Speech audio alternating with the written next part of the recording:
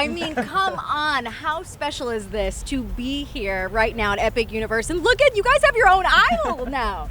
It's pretty crazy. It's so insane. Being in Berk for a second time is still so surreal. Like, this is just insane. Oh, I think like it's so cool to be able to your friends say, "What are you doing tomorrow?" You go, "I'm going to open a theme park." It's our home. It's really like it's our home. It's like you guys never left set. You're back here really. again. It feels a lot like, but also just the fact that other people can come and get to see it themselves is so exciting.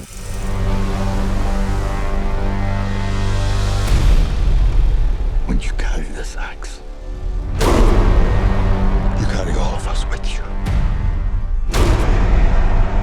Dad, I can't kill dragons.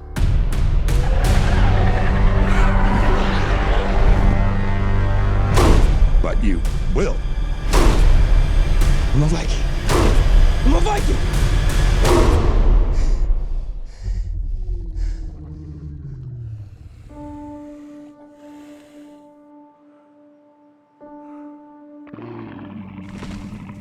What are you hoping that fans take away from this film? When I watched this film for the first time when I was a kid, it left me with so much wonder. And what I kind of hope is a kid can go to the theaters with their mom or dad or anybody and kind of feel that same wonder and leave feeling the same way I did as a kid. So I mean, I think there's something so kind of relatable about all of the characters in it, and I think there's something that really resonates with people from like all ages. And I think that my dream for this film would be that you can get that same feeling that you got from the animated ones, and that people can see a piece of themselves in someone or something in the movie. It would be so special. Gerard, you have had this world a part of your acting career for a very long time. The enthusiasm, I love it. But bringing this character to life in this way in this film, I mean, how special has that been for you? It's been amazing for me, because I'm always making these animated movies. You go, I'm just the voice. I want to be more than the voice. Like, what would it be like to be that size, to be in that world?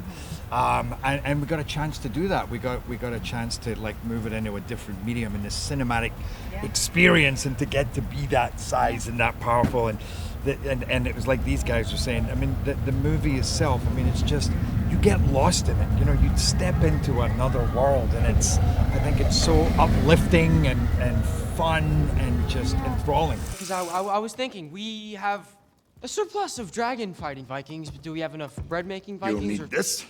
A nearly 100-pound costume, is that true?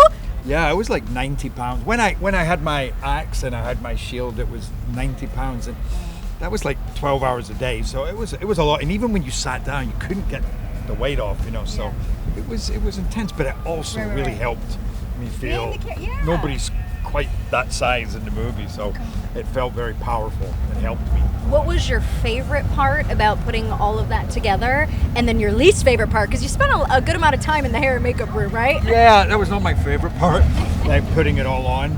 It was my favorite part when it was all on, stepping out onto set, like literally just like I feel like the audiences get transported in this movie. So were we. it really was just stoic.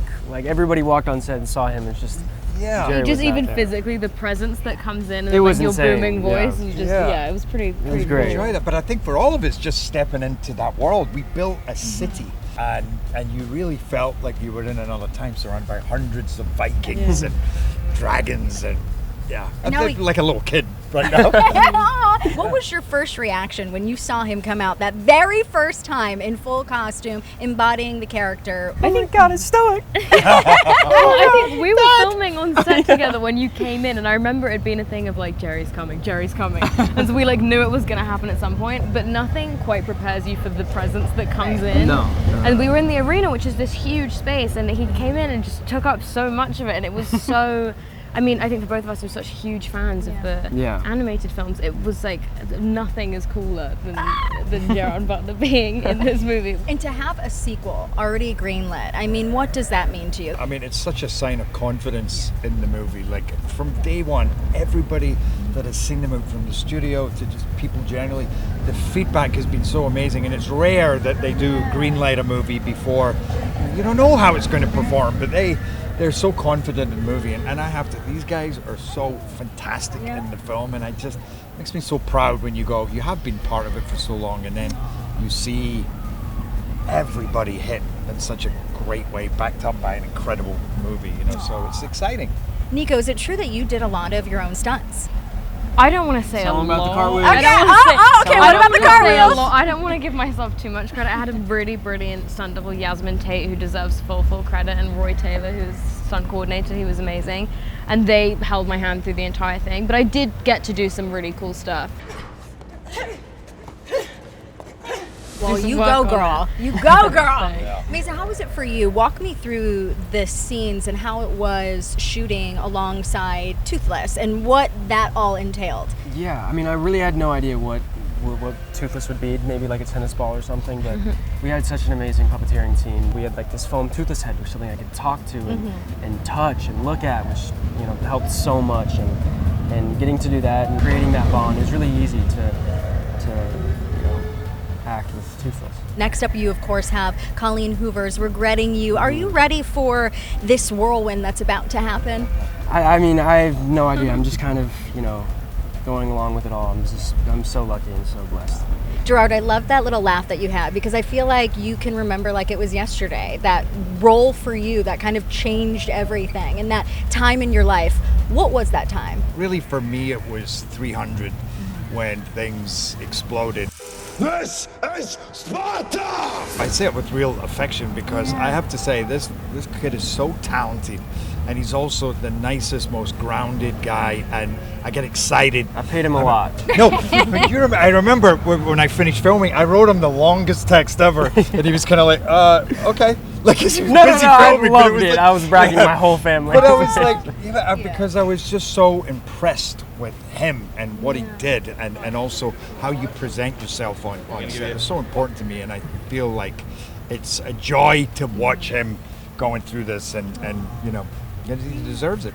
What advice would you give to them or the next generation in terms of keeping you grounded along the way in the journey? Okay, well, that's interesting, right? Do you know what helped me? But it's weird because it took a little bit of the magic out. It's when I stopped going, oh my God, if I got this, it would be the most amazing thing ever. Because often it wouldn't happen like that. But when I just went, yeah, that's mine. And not in an arrogant way, but I just had an expectation and I stopped fearing all the things around it. What about this guy? What about that guy? Then it all just started happening. But it did take a little bit of because it is fun to go, oh my God, like the way you guys, trust me, I've done that myself many times. Yeah. But there was something about the focus and the expectation, and then it just, getting your head down and getting on with doing the work like these guys did. Yeah. Doing the homework, doing the preparation, and then you dance. Once you're on there, you just let it go. Ready to dance? Yeah. They danced all right. Of course, and also too, not because we're at a theme park, but enjoy the ride. Enjoy the ride of this. That's is better advice than mine, by the way. Enjoy the ride. Enjoy the ride. Enjoy it. I'm like, I should shut up and let you. Well, I do talk for a living, but it's fine. Of course, one of the themes in this film is about a boy finding his place and his belonging through an unlikely bond. Yeah. Who has been someone in your journey so far that has been an unlikely bond that has meant a lot for you? Probably my manager, who became it came out of nowhere. This guy called me up and, you're amazing, you're going to be a movie star. I'm like, you are insane. And but we became so close. He became like a brother, and I've been through a lot. I've been through a lot of ups and downs with him, but I think he very much inspired me, kept me steady. Yeah. But it's not such a, Right. I can't say David Beckham, the Queen. Who is it for you guys? I think mine, it doesn't feel too unlikely, but I was so taken aback by how much we all got on this job. Yeah. Because I No, I haven't agree. really had that before. I've gone on and love everyone on a project wholeheartedly, but I really do feel like we This was my created answer. sorry, but I feel like we created like a little We family, really did. and we all all of the recruits were living essentially in one house together, so Yeah. it was very It was truly a family by the end of it. yeah.